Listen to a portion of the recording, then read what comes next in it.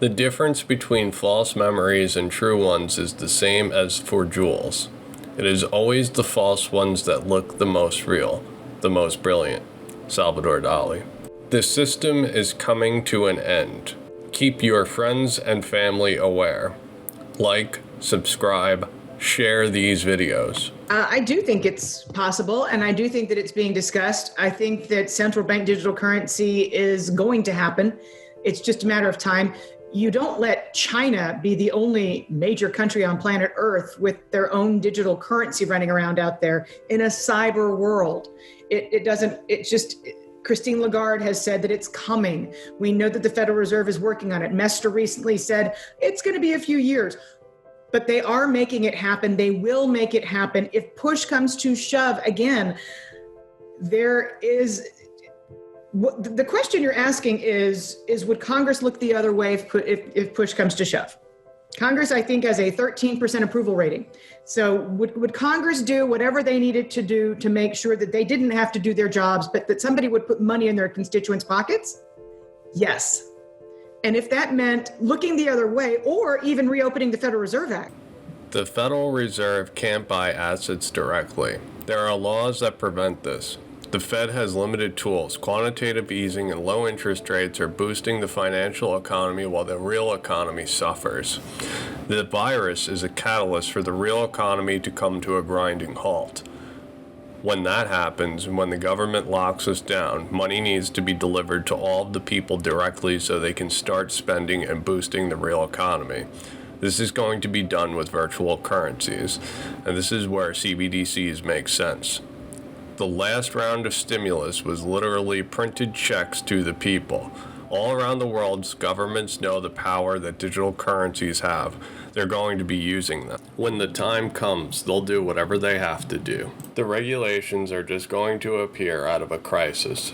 Over 80 central banks have reported working with central bank digital currencies, either in the present or in the past.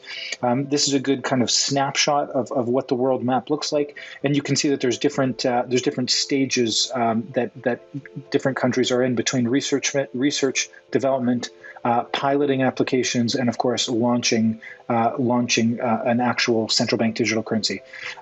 This map actually isn't up to date because as I look at it, I see countries that should be lit up that aren't. It's almost a full-time job staying on top of the advancements in this space. 80% of the world is piloting central bank digital currencies. This is going to happen. Central bank digital currencies is a foundation, or the horizontals, while crypto assets are the verticals that built off of the foundation. This revolution will happen simply because they have no choice. The central banks are at the end of the fiat monetary system and need to react to the situation they put ourselves in. Some push by the government. Maybe you've heard of the Royal Decree on Digital Assets, for example, this framework set in 2018. Wasn't it an emergency decree or something like that? Right, that was it had the word emergency in it. Yeah, I thought that was funny. Yeah, it was a good way, I guess, to get that law adopted at a time where it was still early, right, for countries to adopt digital asset regulations. And it set a very clear framework for all the crypto part of blockchain, right? So exchanges, brokers, and dealers. Yeah. This technology has been branded speculative, risky, etc. Yet they need to use it to get out of the position they're in. This is why crypto has never been banned in the first place. They need it. What's going to happen is they will continue the charade until they can't. And when they can't, a bunch of emergency regulations will be put into place. Then they will utilize it after pounding it into the public's head that they shouldn't invest here. Wasn't it an emergency decree or something like that? Right, that was it had the word emergency in it. Yeah, I thought that was funny. Yeah. Joseph Lubin builds systems for them. He knows them all too well. That's why he laughed. Again, I don't opine on whether any particular thing is a security. I think that's an important thing to know about the SEC. We don't give opinions about particular things, whether or not it fits within the security bucket, until if we think that it does and you didn't offer it the right way, we might bring an enforcement action. Yeah. So it can be difficult for people to figure out. I will note, however, that you can look at a speech that the director of our division of corporation finance, Bill Hinman, gave, in which he addressed Ethereum, and you might look there for some. It's about the emergency. Things will fall into place as they need to fall into place. The SEC does not label assets, they simply enforce the rules. The only time the SEC labels an asset is when a company is fined for an unlicensed security. This is all about the global economy. Too much is at stake. And when the situation arises, they will be ready with digital currencies. As this space legitimizes, taxes are 100% certain. The Canadian government is forcing crypto exchanges to hand over their records for auditing purposes. This is what happened in the US with the Coinbase fiasco. A legal method for paying less taxes is setting up an IRA for your retirement. iTrustCapital allows you to invest in your favorite crypto assets and precious metals, taking advantage of not only the gains crypto has to offer, but legally paying less taxes. iTrustCapital. The link is in the description below. Side effects. On the other hand, my main point is always that CBDC seems to be a very sexy topic these days, but a lot of the advantages of CBDC could be achieved by improving the existing payment system. I mean, we can have programmable money that is not coming from the central banks. And we at the Bundesbank have several projects running where we try to link, for instance, programmable money with our Target 2 system. Programmable money. That is not, I repeat, not coming from the central banks.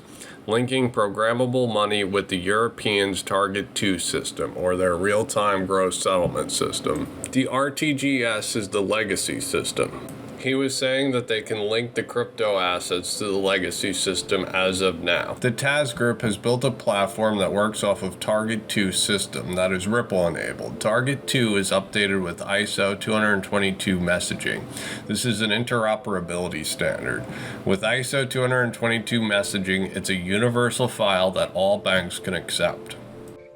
JP Morgan is doubling down on the usage of the technology, and we have entered into a multi-year commercial arrangement to support them, and they led an investment round into Consensus. Right. So what is the impact on Ethereum technology? It's our thesis that the legacy world of business and this new decentralized protocol way of doing things will converge. So the revolutionaries are busy building out a new trust foundation for the planet and a new digital plumbing layer for the planet.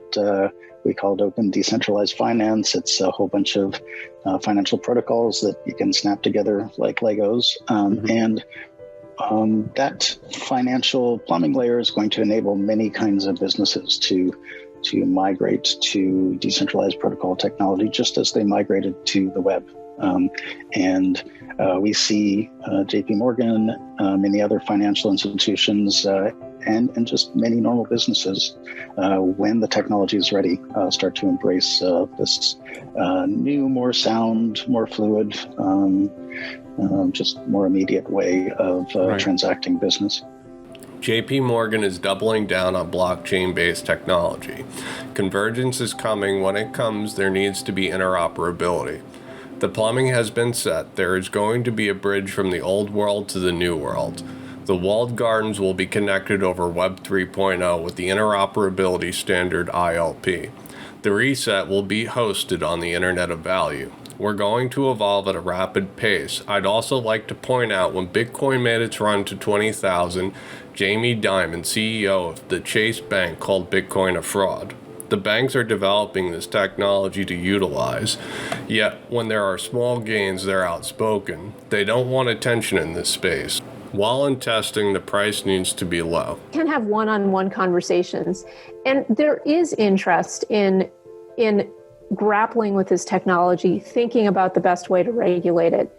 So even though I haven't succeeded yet in convincing my colleagues to go along with the safe harbor proposal that I made, I really do think that we're going to make progress, because I think people are realizing that lots of people, even people in the more traditional legacy financial institutions that we're more used to dealing with, are saying to us, hey, we have clients who are really interested in this stuff. So you need to work with us so that we can serve our clients the way we need to.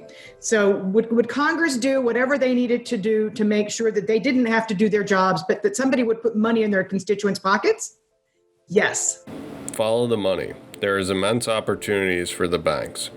They're playing coy, so are the governments. The bottom line is the old system is drying up. They need a way out. There is immense opportunity for them in the blockchain crypto world. Such that the Fed was allowed to buy treasuries at auction. That's all in the realm of possibilities. Given our Congress. Yeah. My friends say they're not going to do it. I say they will. Even if they do it, it's not going to be something that they do overnight. Yeah. You're still going to have a process, even if there is a theoretical blue wave and all of the money, all of the monetary theorists, they can get everything they've ever wanted. You still have to get to the point where you're in DEFCON 1 such that you're reopening the Federal Reserve Act. The Fed will go along with the narrative that they're not monetizing the debt as long as they can. They want for this image to stay intact. They don't want to be seen as being recruited by Uncle Sam to do its bidding.